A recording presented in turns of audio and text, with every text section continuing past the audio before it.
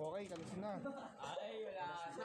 Perfect na. Sinabi na. Ay, Tanggal na lang ka. Uy, nas na.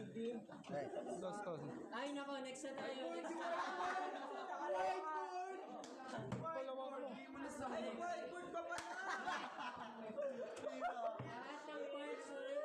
Lahat ng parts na nakikita mo sa oven toaster, oh. Next. Dalawa mo may Lahat ng nakikita niyo parts. Namingin. kabila. thermal fuse, timer switch, chassis. Kasis eh. Okay, next. Ayos ah. Next. First na naman, sir. Ako na. Uy, naghahalit. Ayos ah, kasis ah. Oh, pakisabi lahat kung nakikita niyo parts. External man yan or internal. Video mo muna yung part na to. Sir. Turo-turo ko na. Wait lang. String.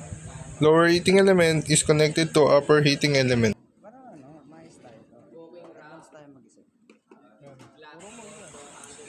Temperature knob. Power AC cord. Di wala na. Yun lang po, sir.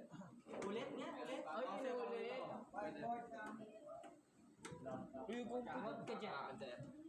Chassis po, sir. Tsaka upper lower heating element, AC cord, timer switch, fuse, cooking tray. Pakita mo yan. Iba sagot mo. Power AC cord is connected to thermal fuse and connected to temperature knob. Temperature knob is connected to upper heating element. Tapos ito. Connected. Next. Turo ko to.